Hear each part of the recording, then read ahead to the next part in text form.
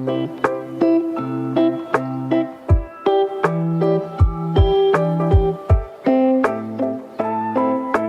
we'll just talk you through what's involved with servicing this aquarium.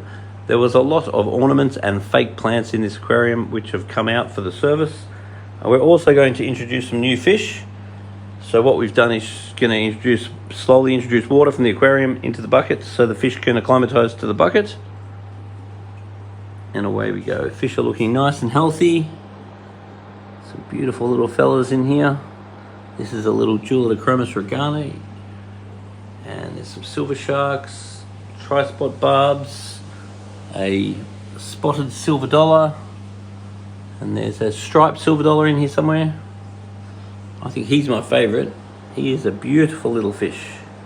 Little Tanganyikan cichlid with a lot of personality. When you are introducing new fish to the tank, it's really good to start with free swimming fish that are not going to hide all the time. Because just be aware that some fish will hide a lot. Like the clown loach, he'll hide a lot during the day. Any sort of plecostomus or gibbysep will tend to hide a lot during the day, because it's very disappointing when you first buy a fish tank and then the first fish you get are hiders. But then as the tank gets more established and as you get more fish and as it gets nice and busy, it's actually really nice to have some fish that hide, because then when your clown loach comes out, you suddenly get really excited because you don't see them all the time. And even something like a synodontis or an upside down cat would be nice in this tank, because once again, you get some fish that hide a fair bit. That way, when they actually come out, you get all excited. And make sure your lights are not on too much, because if your light's on too much, you end up with algae. In this case, when we top the tank back up, we're only going to add water ager. And anyway, we're only going to add water ager because our GH and KH are actually quite good. So now these fish have been acclimatised. So we can pour them into the tank now, which I'll just go and do. Go and put them into the tank. It is important we acclimatise the fish so the temperature and pH in the bucket, they slowly get used to the aquarium. Then we can pop the fish in and then they're nice and happy. So we never want to dump the fish in, otherwise if the parameters of the aquarium are any different, Durko, do you want to dump them in? We tip them in the tank.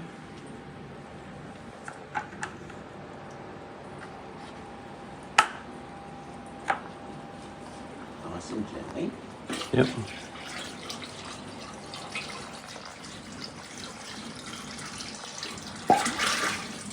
Beautiful. So it's important that you have catfish for cleaning your algae, and different catfish like different algae too. So in here we've got a plecostomus, we've got a little Corydoras, and he'll be good for cleaning the scraps. We've got a clown loach now, and then we've also got some Siamese algae eaters, because they like to go for sort of the blackbeard algae. So having a range of different catfish help you to make sure you don't get too much algae. First thing I like to do whenever I service an aquarium is clean the glass. So we're going to go like this, give it a little cleany clean. This glass is already clean, and give the water a good test. Now the water that I need to test, I'm going to test the pH, which is going to be the acidity of the water. I'm going to check the KH. The KH will help to stabilize the pH. The NO2, which is nitrite, the NO3, which is nitrate. Probably won't bother checking the CO2 because there's no plants in this tank. Check the GH and definitely check the ammonia. Checking your pH is really simple. What we're going to do is put 5 mils of water into a test tube. Then we're going to add 5 drops of the pH solution. Then we're going to shake it. Then we're going to wait 5 minutes, and then we're going to look at the color. So what I just did then is I got my pH solution, which is this one, pH, and I added the 5 drops. Then I give this a shaky. Then I just look at the color. So now I just flip this over. And if you want to get fancy, you can chuck this in there, and then once again compare the color. So this one is quite blue. So the colors always look different in my camera, but blue is good. So basically, for these fish, if the water was going orange, that means the pH is too low, and that means that would be bad. If the water starts going purple, that means the pH is too high, which I probably wouldn't care about unless I had ammonia. But if that was the case, I'd probably just do a water change and not add any KH, because the KH buffing product will also raise your pH. But I don't like using pH up products, because if it says pH up, it's probably just bicarbonate, and bicarbonate will raise the pH, but the pH will just fall straight back down again because there's no buffering capacity, so there's no actual ability for the KH, for the pH to stay up.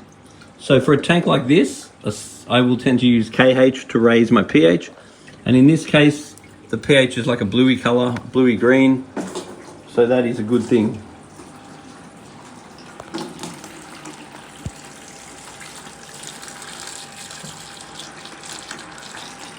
Dig it in, big boy.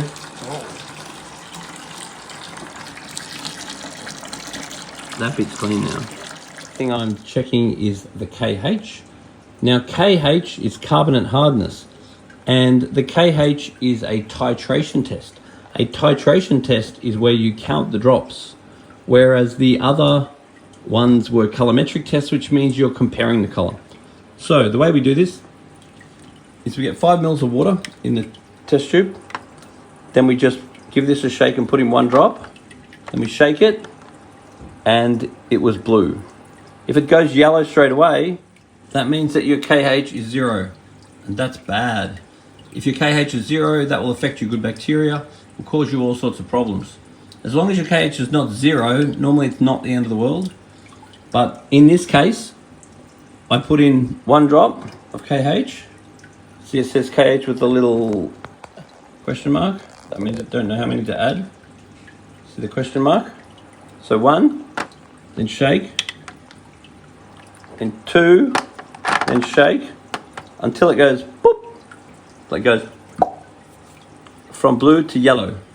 When you see it suddenly go yellow, then you count the drops. Now in this case it was 14.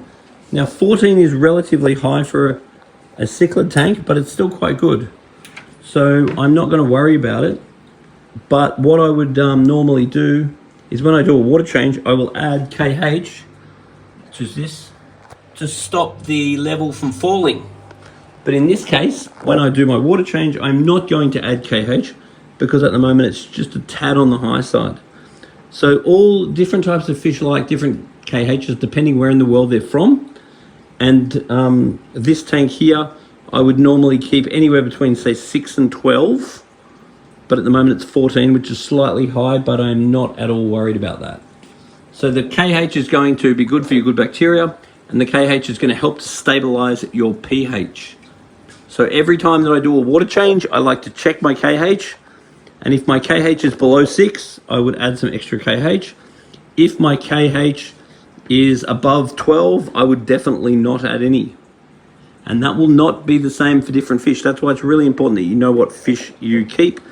In this case, it would also be good to check GH, and the GH is going to tell you how much of this to add, because they're your general hardening salts. And the GH of this tank I'd like to keep somewhere around 12. Next time we'll bring a GH test kit, because we don't have one right now. It's not that important, but it's a good thing to check every now and then. Ammonia is first degree fish waste. So when the fish produce waste, they produce waste in the form of ammonia. Now to test ammonia, it's really easy. What we're going to do is put 5 mils of water in each one of these. Then we're going to get NH41, and we're going to put in 4 drops. Give it a shake. NH4 2, put in 4 drops. And NH43, put in 5 drops. Give it a shaky shake and wait 15 minutes. Then what we're going to do is compare the color chart. So this sheet here tells you how to test the ammonia. Then you give it a flip over like this, and we can see the colors. Then what we can do is get this little whacker, then you put that on the holes, so then when you look down it, you can see what the color is. So in this case, that's 0, because that's yellow. And the greener it gets, the more ammonia, until eventually it goes blue. So because that's yellow and there's no green in it whatsoever, yellow is 0. 0.05 is that one, which got a little bit of color in it. So this particular tank has 0 ammonia. And 0 ammonia means that there's been enough good bacteria that's grown in our filter to break the ammonia into nitrite. So next I show you how to test nitrite. So next we're going to check the nitrite. So after the ammonia breaks down by bacteria in the filter into nitrite, then we need to know how to check the nitrite. So what we're going to do now is we're going to get, or what I've actually just done, is we're going to get NO2, which is a nitrite. Number 1, we're going to put in 5 drops, give it a shake. Then NO2, we're going to add number 2, we're going to put in 5 drops, and then we're going to wait 5 minutes. Now I've already done this, so that's here. I give it a little shaky shake. Then we're going to wait our 5 minutes. Then we're going to flip this over, put that down. Then we are going to get our little viewer, a little JBL viewer thing. Then we're going to go like this. Now this one is the control and this one is the actual test. So then we're going to look down this and we're going to see what color that it matches up to. So in this case, I'm going to say the colors of my eyes look totally different to the colors from the camera. So it's lighter than that. I'm going to say it's 0. Now it looks a little bit oranger in the camera, but let's get over that. So there is no nitrite because the color is very, very light. If the color got darker or got pretty, then that's bad. So right now the nitrite is 0, which means the bacteria that breaks the ammonia into nitrite is going well in the tank, and the bacteria that breaks the nitrite into nitrate is going well in the tank. Next we're going to check the nitrate. So NO3 is nitrate. So the way we're going to do that is we're going to put 10 mils, not 5 mils like the other ones, into this one, which means we should have 10 mils in that one. Then what we're going to do is we're going to get the powder, which one here, it says NO3 number 1 and it says scoop. So that little scoopy sign. Then we're going to grab this scoopy. Then we're going to put that into here. Then we give that a little shaky shake. Then we grab this one, which says NO3 2, and that's saying 6. So we grab this one, we give it a shaky shake. Then we put in 6 drops. Then we give that a shaky shake. Now we need to compare the color. So we swap that over like this. We grab our little color thing. It's upside down. So now what we're going to do is whack our little thing on here. Now we're going to look down here. It's very high for me on the top of this tank, and see what color it lines up with. So this is very easy to do if it's not too high for you. But basically, I'm going to say that the nitrate is lower than 1, which means that the need for water changes as far as nitrate is concerned, you do not need one. If you start getting your nitrate level up around say 40, so with the fresh water, sort of, if it starts going up into the red, that's not so good. Here's not so bad, and that's good. So right now, because this is a relatively new tank, the need for water change is really quite low. As the nitrate goes up, that means you could get better filter material, or you could just do some extra water changes or improve the quality of your food. Now, because this is quite a new tank and there's still not a lot of fish in here, the nitrate is still quite low. So the next thing we'll do after we're finished testing is do a gravel clean. We'll make sure that the gravel is nice and clean. If the gravel is dirty, we will do a bigger water change. But the two main things that I'm looking for when doing water changes is how high is my nitrate level, which over time is inevitably going to increase, and how clean is my filter. Check whether the gravel is dirty. I'm not expecting it to be heaps dirty because it's a new tank. There's not a lot of fish, and the fish are fed very good quality foods. If you feed a lot of bad quality food, you'll find that gravel is very dirty. Whereas if you feed a high quality food, something like Spectrum's probiotics, you will notice that the gravel is a lot cleaner. So what we're going to do now is just start a siphon down to the bucket like this. Then what we're going to do is push this into the gravel, and see here, there actually is a fair bit of junk coming out. So just get a close up of that. See all that crap? Like that. So this is just doing a vacuum.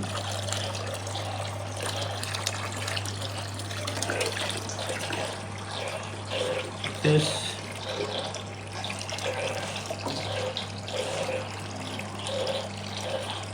And every time that you do a water change, you want to be using this thing, because what that will do is suck all the dirty water out, because I'm really against just doing a water change with nice clean water off the top, because otherwise you just take the nice clean water off the top and put in nice clean water. The only way you're going to get out all the crap is to use this little device, which is a gravel cleaner, and you just use this to clean your fish tank. And you can see that's nice and clean. You can see that the power head is starting to suck air bubbles. That's why it's getting noisy. And I'll just turn that off and away we go. Having a big filter is that you don't have to clean it very often. Now, one of the main indicators of how often you need to clean your filter is how well your filter is shooting out. Now, if your filter is shooting out very powerfully like this, that means it's really not very important that you clean your filter. Over time, if the filter starts to clog, you'll notice that outlet, you'll notice it not pouring out so well. And if it's not pouring out so well and you don't notice the water shooting out so good, then it's time to clean your filter. And that's another reason why it's very important that however you have your filter, however it's set up, you need to have it set up that you can clearly see the surface agitation and you can clearly see how well it's pumping. Because if it's not pumping very well, then it's time to give the filter a clean. And the other thing to be aware of is that the water that's coming out of the filter is often in oxygen deficit, because the filter is going to grow lots of good bacteria, and the good bacteria that grows in the filter that's going to break down the waste from the fish is going to require oxygen. Now, this tank is great because it has an air stone and a power head for surface agitation, not just a filter. Where you have to be careful is when you just have a filter. Because if you just have a filter, the oxygen that comes out of the filter can be quite low.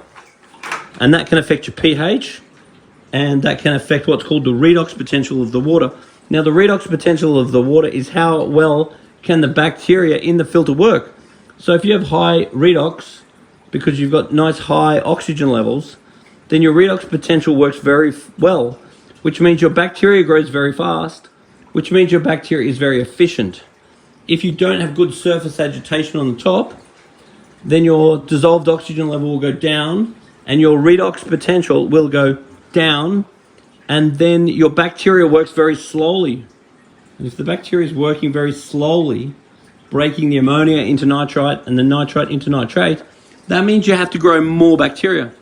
And if you grow more bacteria, then that means that you need more bacteria, and the more bacteria you have, the more the oxygen in the filter is going to get sucked out, because the more bacteria you have in your filter, the more oxygen it will suck out. So it's a big spiral that goes down and ends up with dead fish. So you want to make sure that your filter is agitating the surface, and make sure that you have extra aerators to make sure that you have very good, nice dissolved oxygen level. Then you'll have nice, healthy fishies like this one. Make sure you always use the best biological filter material with parallel nitrifying and denitrifying bacteria. If your aquarium water is not completely crystal clear, there are various products that you'll find work absolutely amazing. Now, these products will polish your water and make it absolutely crystal clear. So it's absolutely worth experimenting with these products. And do make sure that you understand that when they are exhausted, you chuck them out and chuck a new one in. You will be surprised how much it lowers your maintenance in general and how many fish it does allow you to keep, and what a safeguard it is if something does go wrong to have a product like this in the water that polishes the water. It really helps to safeguard you against a lot of problems. How often you do water changes is how dirty your water is. So if you use a gravel cleaner like this and you suck the water out of the gravel and it comes out very dirty, the dirtier that water is, the more often you should do water changes. So once again, I will only do a water change using a gravel cleaner. I'll never suck the good water out of the top. And then how dirty that water is will just give me an indication about how often I'm doing a water change. If this is really dirty, then it should be water changed more often. If you do it and this is pretty clean, then you could certainly do it less often. And once again, quality of food is a really big thing. So Denichi is a very good food, and so is Spectrum's probiotics, which is what's in there.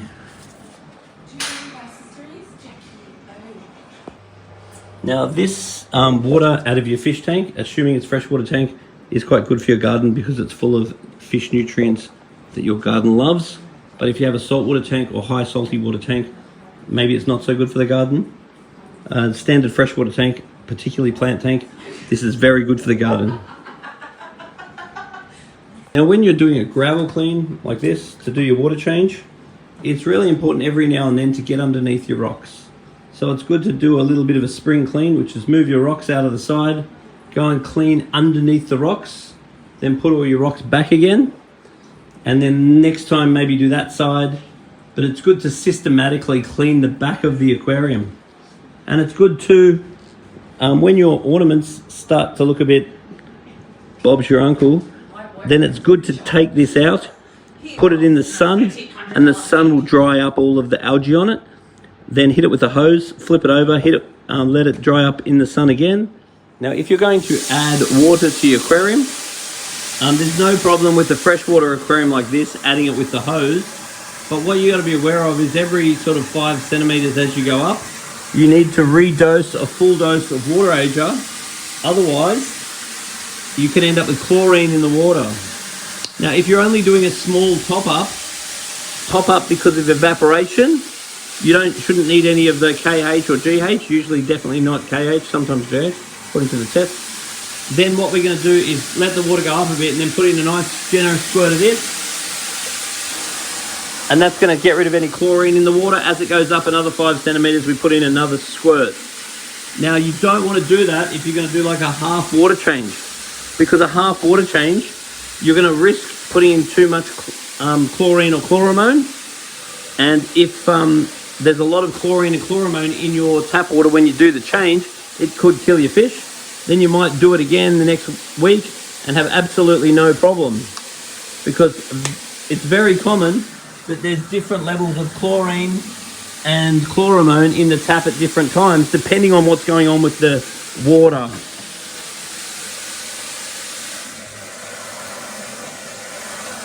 It's also really important that every time you're filling your tank up, to stand around and watch it, because I can't tell you how easy it is to answer your mobile phone or answer the door or go and do a poo or something that actually takes longer than you expect, and then you forget that your tank's filling up and you come back to the lounge room with water on the floor, which is not always great. Now it's really important when you finish your service to check all the power points, because I cannot tell you how easy it is to finish your service and forget to plug your filter back in or forget to plug your heater back in.